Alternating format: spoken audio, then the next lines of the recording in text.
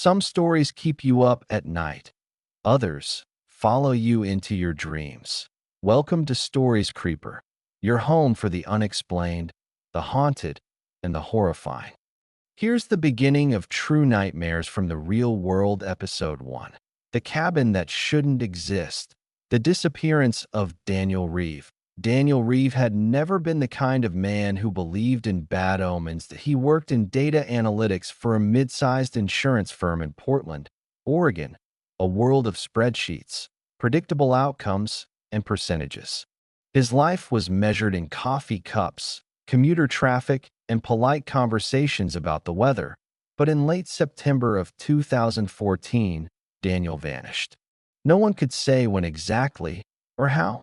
All anyone knew for certain was that his car, a faded silver Subaru, was found abandoned off a logging road deep in the Gifford-Pinchot National Forest.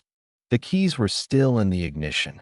The driver's door was wide open, and not far from the car, half buried under a scatter of wet pine needles, was Daniel's phone, dead, cracked, and dusted with mud. The final photo on it was taken the night before he disappeared. The IT showed a small wooden cabin .1 that shouldn't have been there. Daniel had driven out that weekend for what he called a reset. His colleagues said he'd been unusually quiet that month, distracted, unfocused, even agitated. When his manager asked if something was wrong, Daniel had smiled it off. "Just need some time in the woods," he'd said. "I've been sitting under fluorescent lights too long." So he'd packed light, a sleeping bag, a tent, 2 days' worth of food, and his Nikon camera. His plan was to camp near a trail he'd found online, a little used hiking route called Deadwater Ridge that no one remembered seeing him leave the city.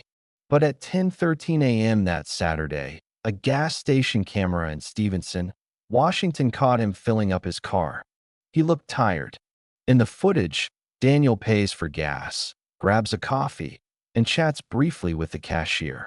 Nothing seemed off until the very end, when he turns to leave and glances at something just outside the door. For a second, he freezes. Then he shakes his head, forces a smile, and walks out of frame. The forest swallowed him whole. The next time anyone would see Daniel Reeve was in the photograph found on his phone. The first few hours of the trip were uneventful. Daniel followed Highway 14 east, the Columbia River on his right, glinting like molten glass under the autumn sun. He played a podcast, rolled down the window, and felt the tension of city life slip away. To by mid-afternoon, he'd turned off the main road and started climbing into the thick woods of the national forest. The pines grew dense, the light dimming to a greenish haze. He passed a few old service roads, their metal gates half buried in moss. His GPS flickered in and out, but that didn't worry him. Offline maps worked fine. It wasn't until around 4 p.m. that he realized something was wrong. The turnoff for Deadwater Ridge trailhead, according to the map, should have appeared on his left. But after 30 minutes of slow driving, all he saw were endless trees and an occasional sign riddled with bullet holes. That he stopped, checked his phone. The blue dot hovered uncertainly between two lines, one of which didn't exist on the map at all. Maybe a fire road, he thought. Maybe an old logging route that he considered turning around, but something caught his eye through the trees. A clearing, maybe 50 yards off the dirt road. In it stood a small cabin, almost hidden beneath branches and overgrowth. Daniel frowned. The cabin wasn't marked on the GPS or satellite view, but what struck him most was how old it looked. Hand-hewn logs, a stone chimney, the roof sagging under decades of moss. A narrow path led up to it, as if inviting him closer. He hesitated only a moment before curiosity won out. He parked the Subaru on the shoulder, grabbed his camera, and followed the path. Up close, the cabin felt wrong. There was no sign of recent use, no footprints, no tire tracks, no smoke. Yet the door hung open slightly, creaking whenever the wind brushed it. Inside, it was dim and stale. Dust motes floated in the thin beams of light that filtered through the boarded windows. A single table stood in the center of the room, and on it sat an old kerosene lantern and a book. The book was a weathered leather journal. Daniel brushed off the dust and flipped it open. The handwriting was cramped and erratic, written in long paragraphs that bled into one another. The first page was dated May 1979. It comes at night again. The sound like breathing. I moved the stones, but it followed anyway. I tried to bury it, but the ground rejects it. The cabin keeps it near. Daniel frowned. The words didn't make sense. Ramblings, maybe. From someone who'd lost their grip, he turned a few more pages. The entries grew more desperate, the handwriting slanting wildly. I saw her in the mirror again. Not my face. Hers. The same as before. It stands at the edge of the treeline. Always in the same place. I stopped lighting the lantern, but it knows. If anyone finds this, don't look for me. Don't look for her. Burn the cabin. Daniel laughed nervously under his breath. Probably some old hermit's ghost stories, he thought. Still, the writing was fascinating. He snapped a few photos of the pages with his Nikon and then one of the cabin interior. When he stepped back outside, the light was already starting to fade. And that's when he noticed the footprints. They weren't his. They were too large, too deep, pressed into the wet earth near the door. They led a few paces toward the tree line, then vanished. Daniel scanned the woods. Nothing but the whisper of wind and the creak of branches that he felt a chill, but told himself it was just nerves. Maybe a hunter had passed through. Maybe someone still used this place. Still, as he walked back to his car, he couldn't shake the feeling that the forest was listening. He camped that night about a mile away, near a small stream.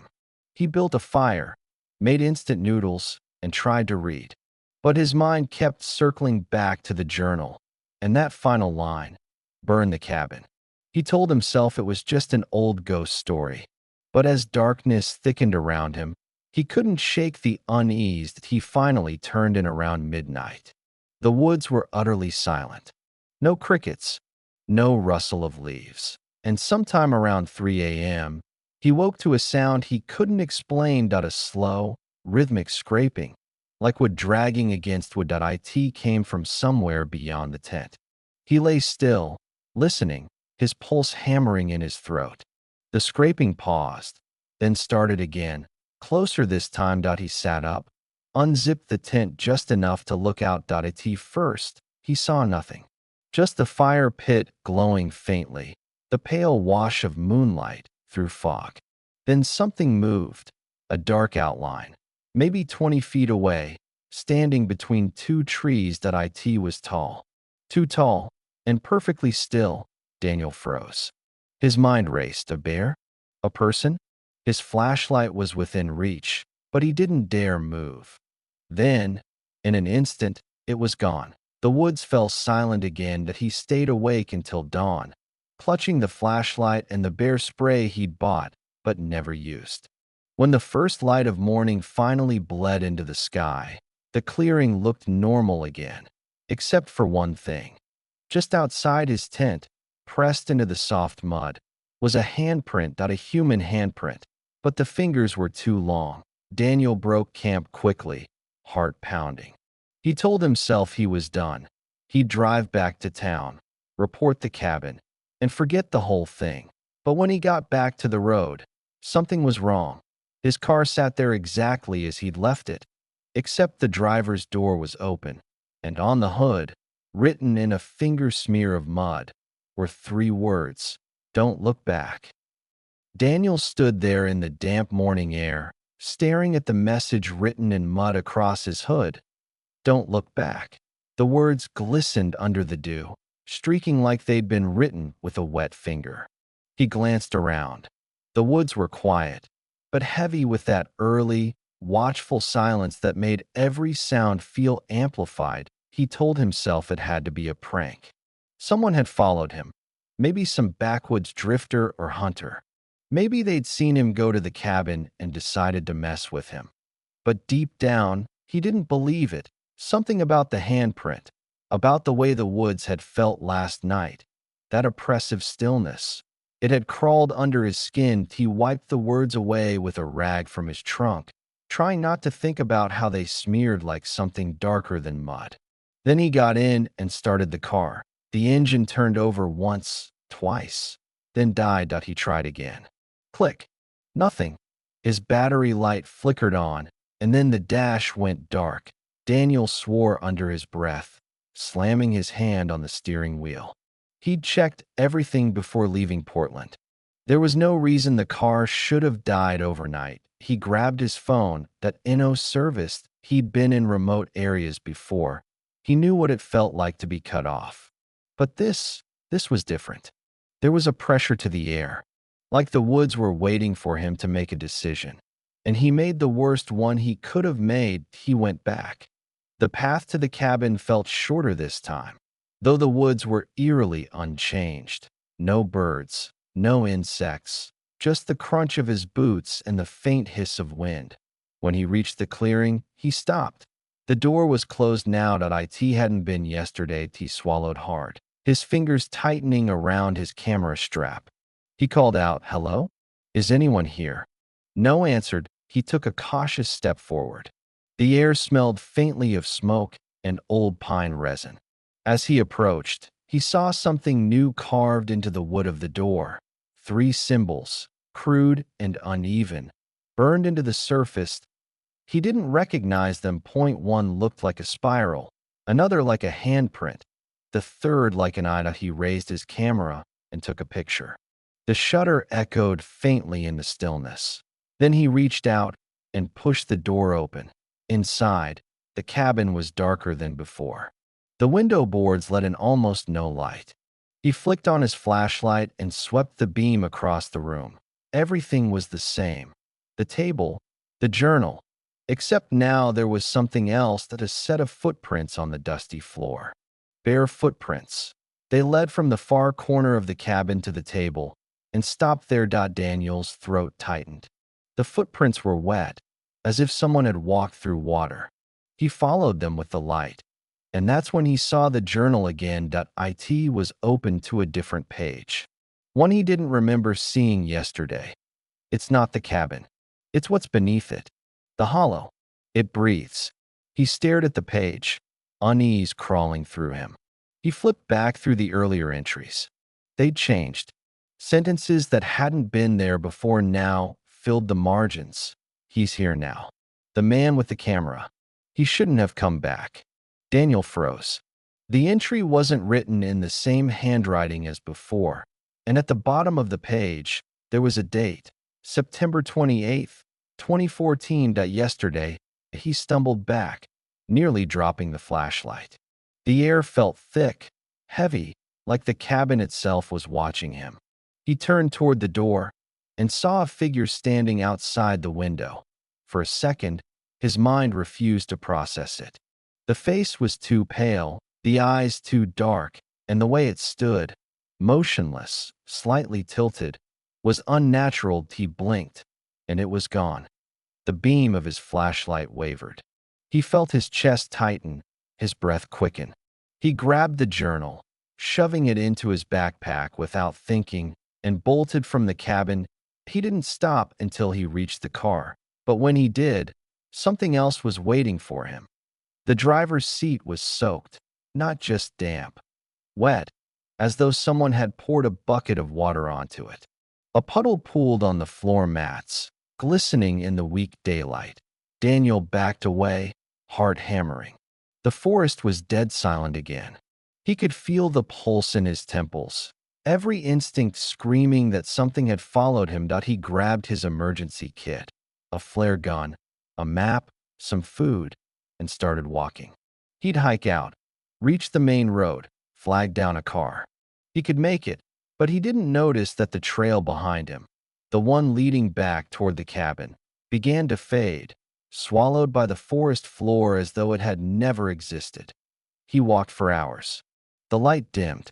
The trees began to look the same, tall, black, endless. He checked his compass again and again, But the needle spun uselessly. By the time he realized he was lost, it was nearly dusk. He stopped near a ridge and dropped his pack. His legs ached, his throat was dry, but what scared him most was the silence. He couldn't even hear the wind anymore.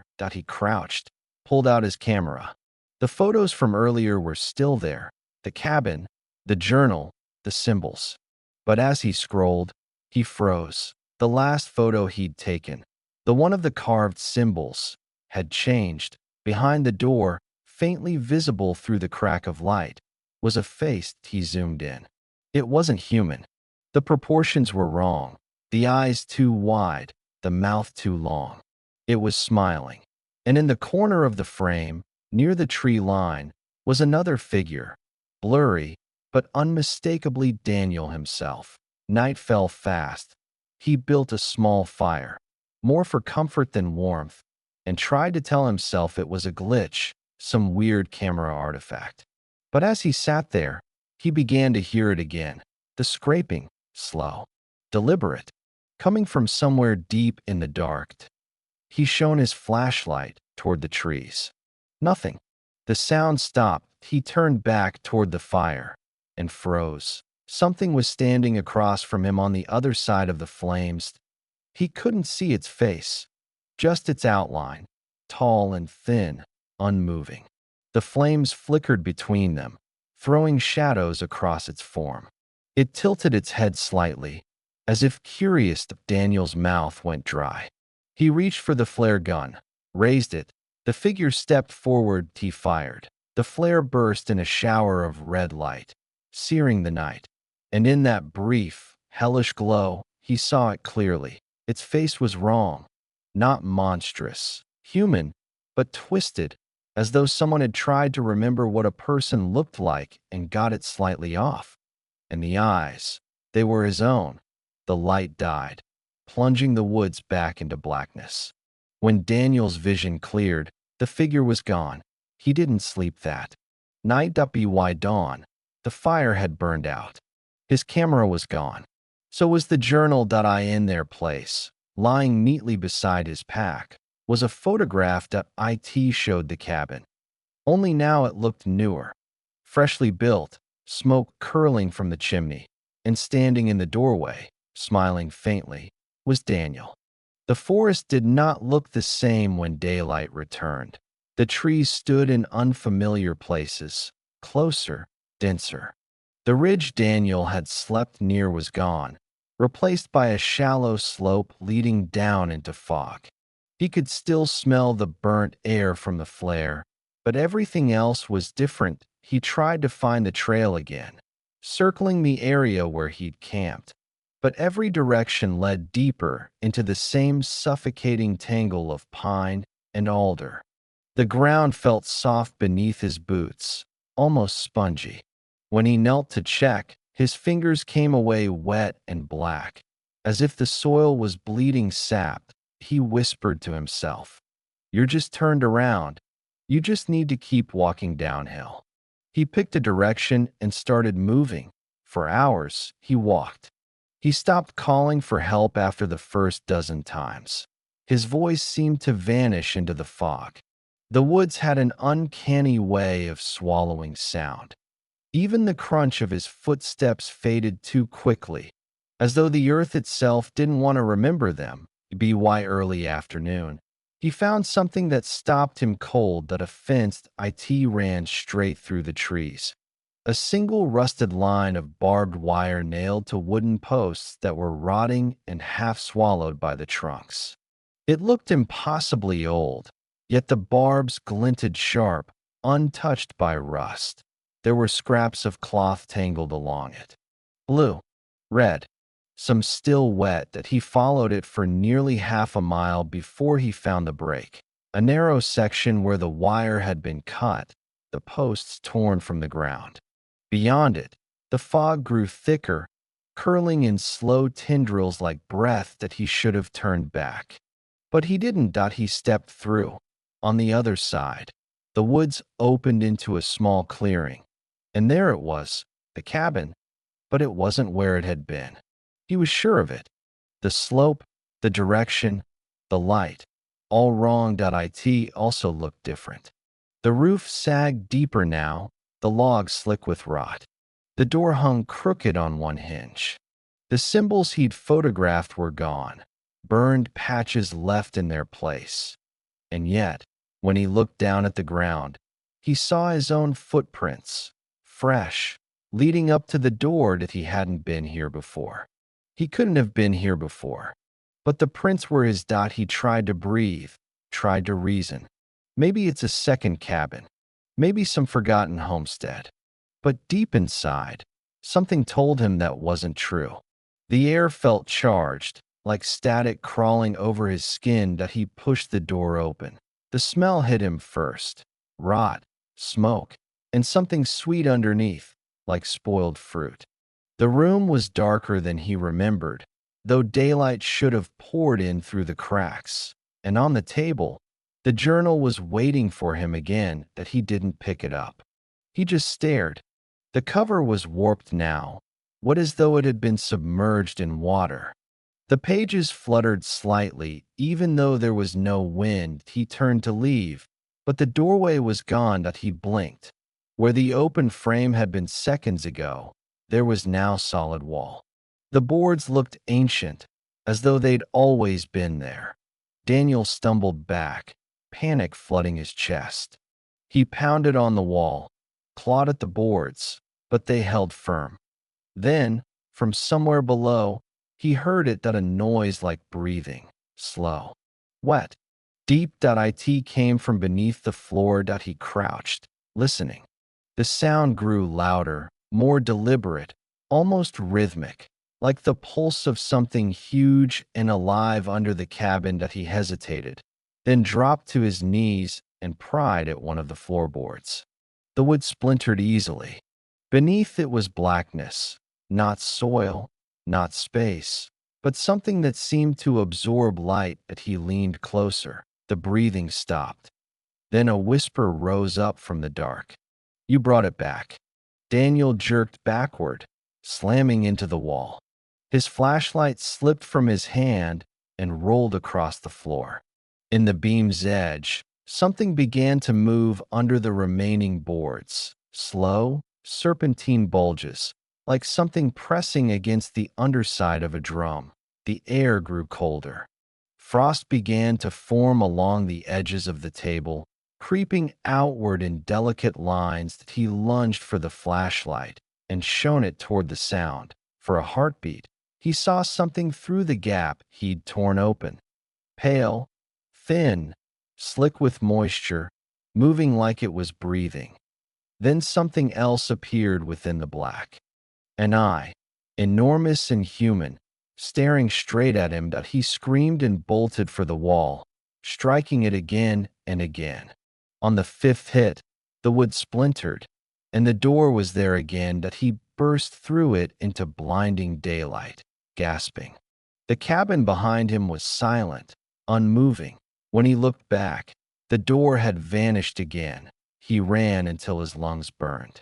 The forest seemed endless, repeating the same gnarled trees, the same fallen log, over and over like a looping film. When he finally stopped, he realized he'd returned to the fence line.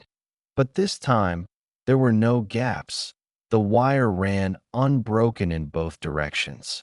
And hanging from one of the barbs, swaying gently in the still air, was a photograph. It was the same photo from earlier, the one of the cabin.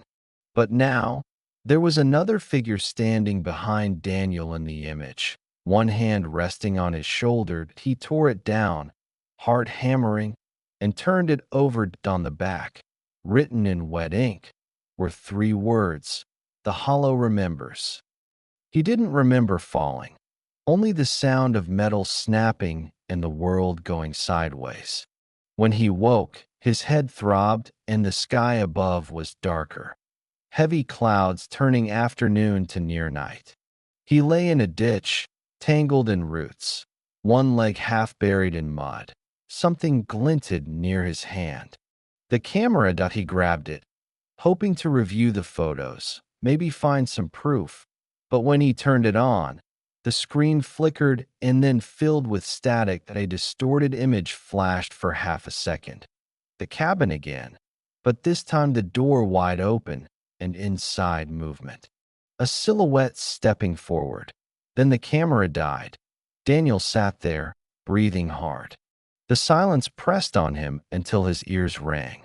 He wanted to cry, but the tears wouldn't come. He pulled himself upright, limping, following what looked like a path through the undergrowth. It wound downward, the trees thinning, the ground softening until he reached what looked like a clearing filled with fog. Except it wasn't fog. It was breath. The air pulsed faintly in and out, the mist shifting like something alive beneath it. At the center of the clearing, half buried in the earth, was a circular stone opening, a well, wide and rimmed with symbols identical to those that had been carved into the cabin door. The stones were slick with moisture. From within, a low hum vibrated up through the air, deep enough to make his bones ache as he stepped closer. The pull was magnetic. When he peered over the edge, he saw nothing but darkness. Then, faintly, a reflection, his own face. Only, it wasn't mirroring him. It smiled when he didn't. Its eyes were black that he stumbled back, fell onto the damp ground. The hum grew louder, becoming a whispering chorus of overlapping voices. You open the way. It was buried for a reason. The hollow keeps what it's given. Daniel clamped his hands over his ears, but the voices weren't coming from outside. They were inside his head. He could feel them moving through his thoughts, like fingers pressing against his skull. Then the ground beneath him began to move. Slowly, the earth around the well shifted, the soil rippling outward. The whispering grew frantic, the tone almost pleading, but not with him. It was calling something. The hum turned into a heartbeat, and then something began to rise from the well. At first, it looked like mist, then shape, then skin. It wasn't a creature in any way Daniel could describe. It was more like a suggestion of a body, formed from smoke and sinew, constantly changing. Faces flickered within it. His own, the pale man from the window, a woman he didn't recognize. All merging and splitting apart that he crawled backward, his mind fracturing under the sight. The thing leaned upward, stretching toward him, its surface rippling like water under pressure. Then, from within the swirling mass, a single arm extended. Human, perfectly human. It reached for him that he turned and ran. The forest tilted, the trees bending away from him as if in fear. The ground shook underfoot, the heartbeat still pulsing through the soil. He didn't look back. He couldn't. He didn't notice when the whispering stopped. He didn't notice when the world around him began to dissolve. Trees fading to mist, sky bleeding into black. He only stopped when he reached the car again. It was exactly as he'd left it. Keys still in the ignition. Door still open. He climbed in, trembling, and twisted the key. The engine started immediately. The radio came on, crackling faintly with static. For a moment, relief washed over him so strong he nearly cried. Then, through the static, a voice spoke. Don't look back. He froze. The voice was his own,